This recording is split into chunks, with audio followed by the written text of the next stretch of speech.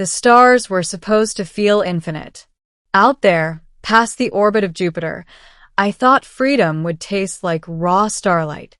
Instead, all I found was silence and the suffocating reminder that I was still being watched. My assignment to the alien world of Kael'Thir was meant to be a diplomatic post. Officially, I was Ambassador Liaison Daniel Arlen, sent by Earth Command to bridge human understanding with the mysterious Kael'Thir. Unofficially, I was the first human in centuries to set foot on their soil. They didn't let outsiders walk their streets, not since the ban. Nobody back on Earth knew exactly what had happened 300 years ago. The Kael'Thir shut their borders overnight, erased whole chapters of trade, burned records, and banned any mention of certain names. To even whisper them was a crime. The Kael'Thir were tall, elegant beings with translucent skin that shimmered faintly with bioluminescent currents. Their eyes glowed faint gold in the dark. They moved like shadows, graceful and quiet. And they distrusted me. Every word I spoke was weighed, measured, catalogued. Except by her. Her name was Saelith. She was an archivist, or so she said. She didn't walk with the stiffness of their soldiers, nor did she smile with the falseness of their officials. She was curious, dangerously curious. The first time we spoke, it was over something mundane, a misplaced translation node. But she studied me with a depth that made me uncomfortable, like she was peeling back the surface to see what lay beneath. "You're not like the others," she told me softly. "Your thoughts move differently." I tried to shrug it off, but I caught the flicker in her eyes. A kind of hunger, for truth, for forbidden knowledge. That was how it began. With small conversations in forgotten corners, half hidden beneath the glow of Kael'Thir lanterns. And with one reckless moment, when I whispered my own name, "Daniel Arlen," I said, and her entire body froze. Her eyes widened, and for the first time, I saw something I'd never seen in a Kael'Thir: fear. She stepped back, her bioluminescence flickering erratically. "That name," she whispered. "That name is banned." Middle. My blood ran cold. "What are you talking about? It's just my name." No, her voice was almost a hiss. She looked around as if expecting the walls themselves to betray her. "Do not say it again. Not here. Not anywhere." I try to laugh it off. "You can't be serious. My parents gave me that name. It's just a coincidence." But she shook her head violently. "Coincidences are lies we tell ourselves. Your name was spoken in our history once. It was erased. To speak it aloud is death." From that moment, things changed. Saelith avoided me in public, yet sought me out in private. She needed to know why I carried a name forbidden in her people's history. I needed to know too. The Kael'Thir archives were sealed to outsiders. But Saelith had access. Late one cycle, she brought me into the undervaults, places carved from crystal where memory orbs floated in suspension, holding fragments of history. "These are censored," she warned. "Fragments left behind after the purges. If the council discovers us here..." Her words trailed off. She didn't need to finish. Together we touched the orbs, and visions spilled out. I saw Kael'Thir 3 centuries ago, its skies filled with ships, its plazas crowded with beings from dozens of worlds. Trade, laughter, alliances. Then came the war. Not against humans, we weren't yet in their stars, but against something they never named. And then a figure appeared in the vision. Human. His face was shadowed, but the name echoed clearly. Daniel Arlen. My knees almost buckled. "That's impossible. I'm the first human to ever come here." Saelith shook her head. "No, you're not."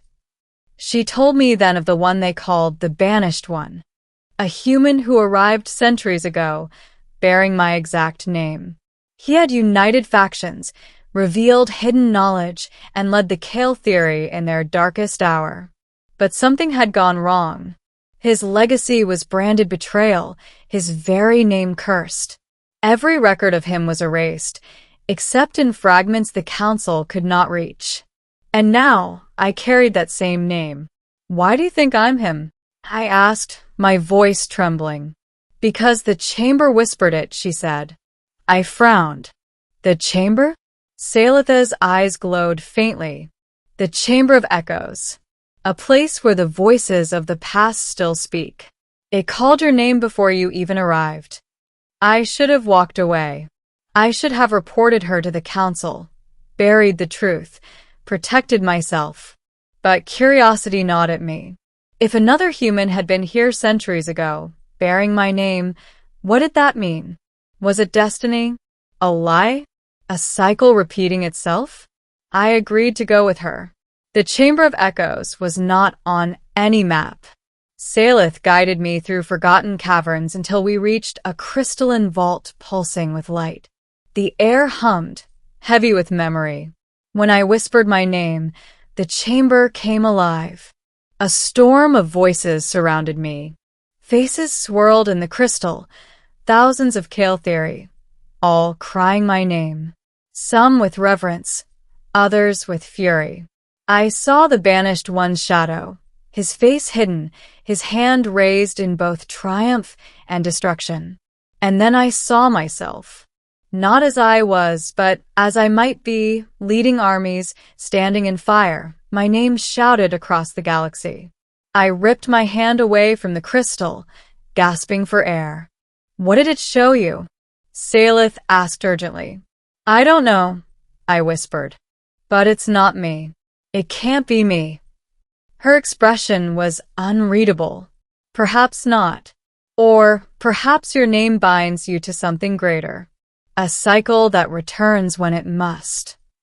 Before I could respond, alarms blared. The council had found us. We fled through the caverns, pursued by armored Kael'Thir soldiers. Saelith led me into hidden tunnels, her movements swift and sure.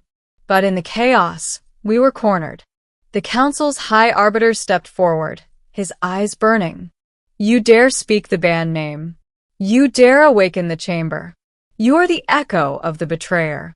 And you will be silenced. They would have killed me then if not for Saelith. She stood between us, her body glowing with desperate light. He is not the betrayer. He is the answer. You fear the name, but you never face the truth of it.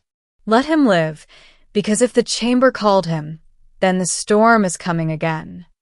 For a heartbeat, silence reigned. Then the soldiers struck. Ending. We escaped that night only because Saelith knew paths even the council had forgotten. But it came at a cost. She was wounded, her light dimming. As we hid among the ruins of an abandoned outpost, she pressed a shard of crystal into my hands.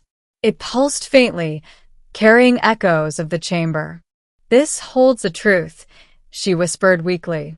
If they take me, if they erase me, you must carry it. Promise me. I wanted to refuse. I wanted to say I was no savior, no chosen echo. But her eyes, fading, yet filled with belief, left me no choice. I promise. When dawn came, the council's reach was already closing in. Saelith stayed behind to buy me time. The last I saw of her was her silhouette glowing against the rising light, defiant even in her final stand. I escaped Kael'Thir that day with nothing but the clothes on my back and the shard she gave me. Earth Command dismissed my story as delusion, a trick of alien manipulation. But I know the truth. When I whisper my name into the shard, the echoes still answer.